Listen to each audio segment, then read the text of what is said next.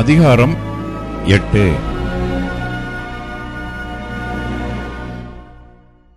பின்பு அவர் பட்டணங்கள் தோறும் கிராமங்கள் தோறும் பிரயாணம் பண்ணி தேவனுடைய ராஜ்யத்திற்குரிய நற்செய்தியை கூறி பிரசங்கித்து வந்தார்.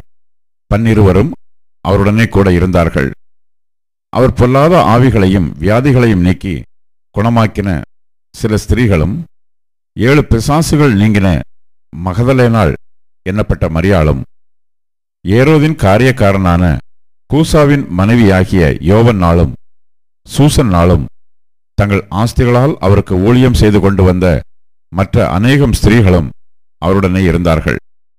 சகல பட்டணங்களிலும் இருந்து திரளான ஜனங்கள் அவரிடத்தில் வந்து கூடினபோது அவர் உவமையாக சொன்னது: விதைக்கிறவன் ஒருவன் விதையை விதைக்க புறப்பட்டான். அவன் விதைக்கையில் சில விதை வழி அருகே விழுந்து மிதியுண்டது. ஆகாயத்து பறவைகள் வந்து அதை பட்சித்து போட்டது. சில விதை கற்பாறையின் மேல் விழுந்தது. அது முளைத்த பின் அதற்கு ஈரமில்லாததினால் உலர்ந்து போயிற்று. சில விதை முள்ளுள்ள இடங்களில் விழுந்தது. முள் கூட வளர்ந்து அதை நெருக்கி போட்டது. சில விதை நல்ல நிலத்தில் விழுந்தது. அது முளைத்து 100 பலன் கொடுத்தது என்றார். இவைகளைச் சொல்லி, கேட்கிறதற்கு காதுள்ளவன் கேட்க கடவன் என்று சத்தமிட்டு கூறினார். அப்பொழுது அவருடைய சீஷர்கள் இந்த உவமையின் கருத்து என்னவென்று அவரிடத்தில் கேட்டார்கள். அதற்கு அவர், தேவனுடைய ராஜ்யத்தின் இரகசியங்களை அறியும்படி உங்களுக்கு அருளப்பட்டது. மற்றவர்களுக்கோ அவர்கள் கண்டும் காணாதவர்களாகவும் கேட்டும் உணராதவர்களாகவும் இருக்கத்தக்கதாக அவைகள் உவமைகளாக சொல்லப்படுகிறது. அந்த உவமையின் கருத்தாவது, விதை தேவனுடைய வசனம். வழியருகே விதைக்கப்பட்டவர்கள் வசனத்தை கேட்கிறவர்களாய் இருக்கிறார்கள். அவர்கள் விசுவாசித்து ரட்சிக்கப்படாதபடிக்கு பிசாசானவன் வந்து அவ்வசனத்தை அவர்கள் இருதயத்திலிருந்து எடுத்து போடுகிறான். கற்பாறையின் மேல் விதைக்கப்பட்டவர்கள் கேட்கும்போது சந்தோஷத்துடனே வசனத்தை ஏற்றுக்கொள்கிறார்கள். ஆயினும் தங்களுக்குள்ளே வேர் கொள்ளாதபடியினாலே கொஞ்ச காலம் மாத்திரம் விசுவாசித்து சோதனை காலத்தில் பின்வாங்கி போகிறார்கள். முள்ளுள்ள இடங்களில் விதைக்கப்பட்டவர்கள் வசனத்தை கேட்கிறவர்களாய் இருக்கிறார்கள். கேட்டவுடனே போய் பிரபஞ்சத்திற்குரிய கவலைகளினாலும் ஐஸ்வர்யத்தினாலும் சிற்றின்பங்களினாலும் நெருக்கப்பட்டு பலன் கொடாதிருக்கிறார்கள். நல்ல நிலத்தில் விதைக்கப்பட்டவர்கள் வசனத்தை கேட்டு அதை உண்மையும் நன்மையுமான இருதயத்திலே காத்து பொறுமையுடனே பலன் கொடுக்கிறவர்களாய் இருக்கிறார்கள். ஒருவனும் விளக்கை கொளுத்தி அதை ஒரு பாத்திரத்தினாலே மூடவும் மாட்டான், கட்டிலின் கீழே வைக்கவும் மாட்டான். உள்ளே பிரவேசிக்கிறவர்கள் அதன் வெளிச்சத்தை காணும்படிக்கு அதை விளக்குத் தண்டின் மேல் வைப்பான். வெளியரங்கமாகாத இரகசியமும் இல்லை, அறியப்பட்டு வெளிக்கு வராத மறைபொருளும் இல்லை. ஆதலால் நீங்கள் கேட்கிற விதத்தை குறித்து கவனியுங்கள். உள்ளவன் எவனோ அவனுக்கு கொடுக்கப்படும், இல்லாதவன் எவனோ அவன் தனக்குண்டென்று நினைக்கிறதும் அவனிடத்திலிருந்து எடுத்துக்கொள்ளப்படும் என்றார். அப்பொழுது அவருடைய தாயாரும் சகோதரரும் அவரிடத்தில் வந்தார்கள். ஜனக்கூட்டத்தினாலே அவர் அண்டையில் அவர்கள் சேரக்கூடாதிருந்தது. அப்பொழுது, உம்முடைய தாயாரும் உம்முடைய சகோதரரும் உம்மை பார்க்க வேண்டுமென்று வெளியே நிற்கிறார்கள் என்று அவருக்கு அறிவித்தார்கள். அதற்கு அவர், தேவனுடைய வசனத்தை கேட்டு அதன்படி செய்கிறவர்களே எனக்கு தாயும் எனக்கு சகோதரருமாய் இருக்கிறார்கள் என்றார். பின்பு ஒரு நாள் அவர் தமது சீஷரோடும் கூட படவில் ஏறி, கடலின் அக்கறைக்கு போவோம் வாருங்கள் என்றார். அப்படியே புறப்பட்டு போனார்கள். படவு ஓடுகையில் அவர் நித்திரையாய் இருந்தார். அப்பொழுது கடலிலே சுழல் காற்று உண்டானதால் அவர்கள் மோசமடையத்தக்கதாய் படவு ஜலத்தினால் நிறைந்தது. அவர்கள் அவரிடத்தில் வந்து, ஐயரே ஐயரே, மடிந்து போகிறோம் என்று அவரை எழுப்பினார்கள். அவர் எழுந்து காற்றையும் ஜலத்தின் கொந்தளிப்பையும் அதட்டினார். உடனே அவைகள் நின்று போய் அமைதல் உண்டாயிற்று. அவர் அவர்களை நோக்கி, உங்கள் விசுவாசம் எங்கே என்றார். அவர்கள் பயந்து ஆச்சரியப்பட்டு, இவர் யாரோ காற்றுக்கும் ஜலத்துக்கும் கட்டளையிடுகிறார், அவைகளும் இவருக்கு கீழ்ப்படுகிறதே என்று ஒருவரோடொருவர் சொல்லிக் கொண்டார்கள். பின்பு கலிலேயாவுக்கு எதிரான கதரேனருடைய நாட்டில் சேர்ந்தார்கள். அவர் கரையில் இறங்கின போது நெடுநாளாய் பிசாசுகள் பிடித்தவனும் வஸ்திரம் தெரியாதவனும் வீட்டில் தங்காமல் பிரேத கல்லறைகளிலே தங்கினவனுமாயிருந்த அந்த பட்டணத்து மனுஷன் ஒருவன் அவருக்கு எதிராக வந்தான். அவன் இயேசுவை கண்டபோது கூக்குரலிட்டு அவருக்கு முன்பாக விழுந்து, இயேசுவே, உன்னதமான தேவனுடைய குமாரனே, எனக்கும் உமக்கும் என்ன?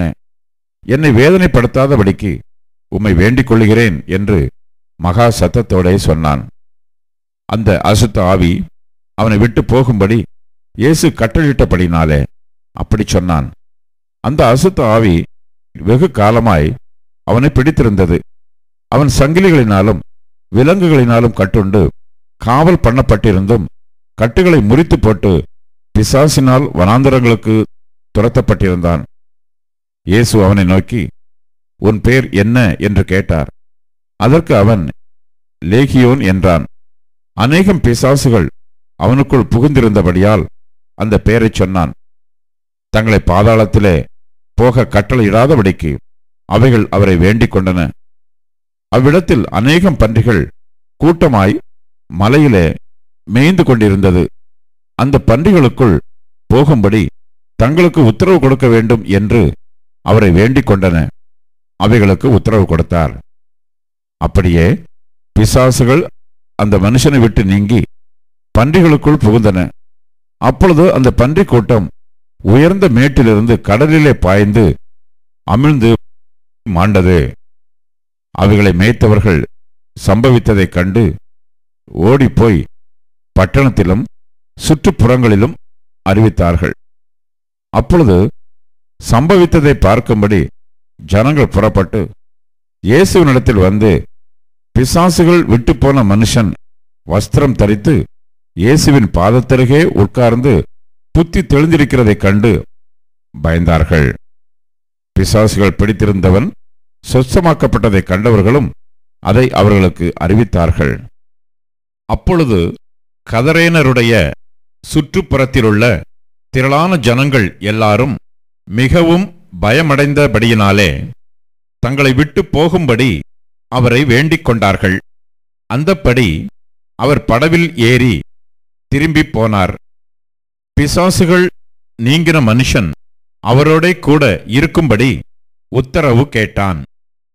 இயேசு அவனை நோக்கி, நீ உன் வீட்டுக்கு திரும்பி போய் தேவன் உனக்கு செய்தவைகளையெல்லாம் அறிவி என்று சொல்லி அவனை அனுப்பிவிட்டார். அந்தப்படி அவன் போய் இயேசு தனக்கு செய்தவைகளையெல்லாம் பட்டணத்தில் எங்கும் பிரசித்தப்படுத்தினான். இயேசு திரும்பி வந்தபோது ஜனங்கள் எல்லாரும் அவருக்காக காத்திருந்தபடியால் அவரை சந்தோஷமாய் ஏற்றுக்கொண்டார்கள்.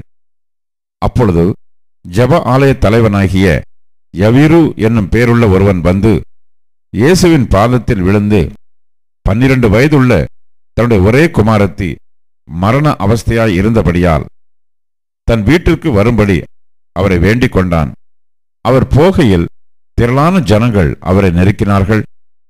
அப்பொழுது 12 வருஷமாய் பெரும்பாடுள்ளவளாயிருந்து தன் ஆஸ்திகளையெல்லாம் வைத்தியர்களுக்கு செலவழித்தும் ஒருவனாலும் சொஸ்தமாக்கப்படாதிருந்த ஒரு ஸ்திரீ அவருக்கு பின்னாக வந்து அவருடைய வஸ்திரத்தின் ஓரத்தை தொட்டாள். உடனே அவருடைய பெரும்பாடு நின்று போயிற்று. அப்பொழுது இயேசு, என்னை தொட்டது யார் என்று கேட்டார்.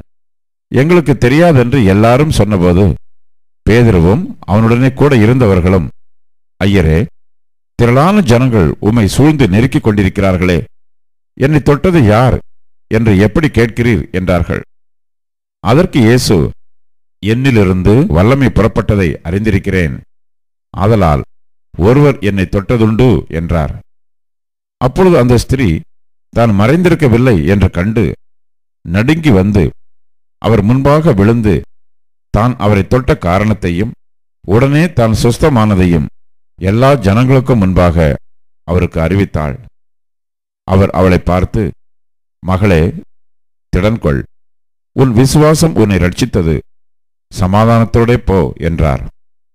அவர் இப்படி பேசிக் கொண்டிருக்கையில் ஜெப ஆலய தலைவனுடைய வீட்டிலிருந்து ஒருவன் வந்து அவனை நோக்கி, உம்முடைய குமாரத்தி மரித்து போனாள், போதகரை வருத்தப்படுத்த வேண்டாம் என்றான்.